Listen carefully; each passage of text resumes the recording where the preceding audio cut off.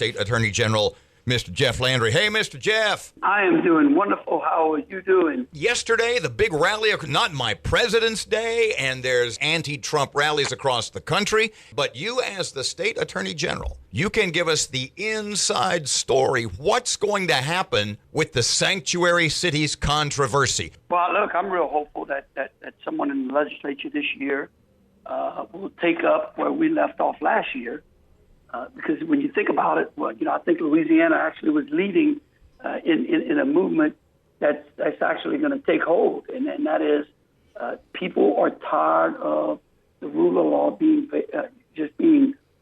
violated, and what we see is that again, the president has picked up again where we left off in saying that those cities or municipalities or counties or parishes around the country that flagrantly violate the law in creating sanctuaries for people who come into this country illegally, there's going to be a penalty for it, just as though you penalize your children when they break the rule in the house. Do you anticipate that the Trump administration really is because they're threatening to cut off federal funding to sanctuary cities, and New Orleans is one of those? Despite what the mayor may say, do you think they'll really do that, or is that just sort of that opening shot across the bow?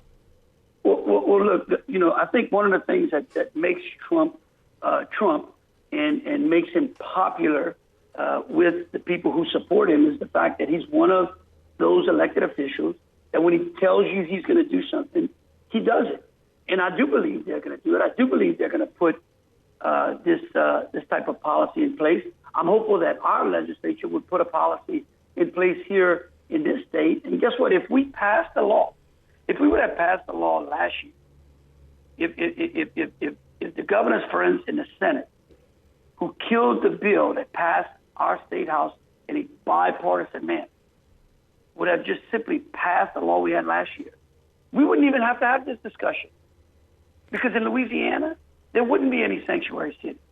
Because New Orleans would have absolutely capitulated and changed their policy. What happens with if state police pull over a van and there are illegal immigrants in it today in Louisiana? What happens right now with those people, and what should happen?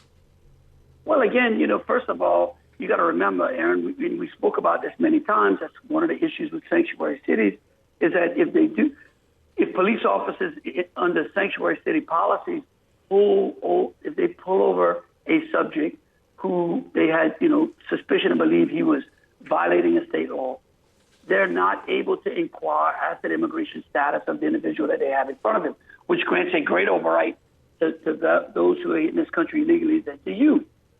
However, if they're not, and they inquire, then they have the ability to contact, they not only have the ability, but they have the responsibility to contact ICE, to contact our federal partners, and they can place a detainer on those subjects, have customs, immigration and customs come out and investigate. I mean, that's normal. That's what used to happen.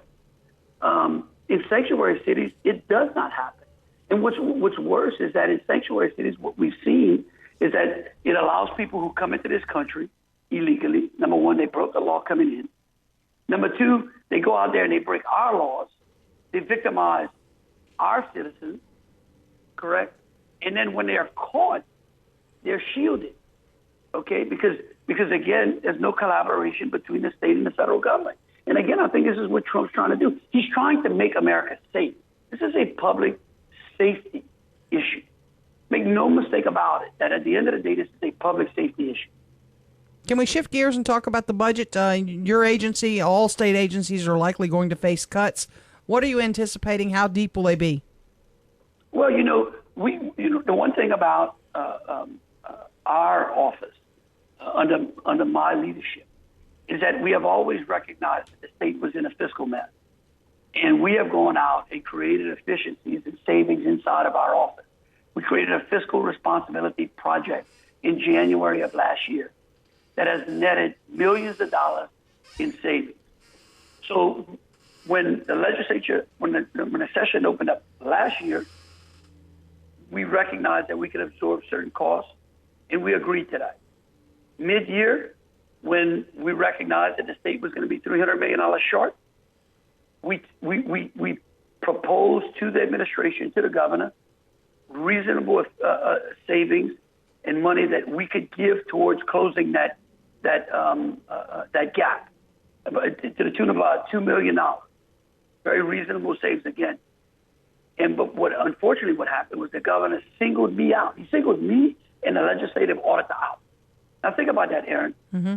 What two agencies, what two people have the ability to go out and ferret out and recognize and stop fraud, waste, and abuse in our state government more than the legislative auditor and me?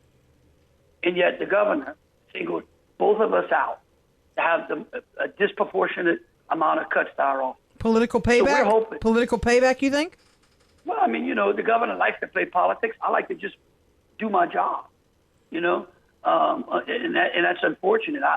We've been working with the legislature to let them understand the severity of those cuts and that, hey, listen, we're willing to do our part, but we don't want to have a disproportionate cut to our agency that's going to affect our ability to stop fraud, waste, and abuse in government. And they've been, for the most part, the legislature has been responsive.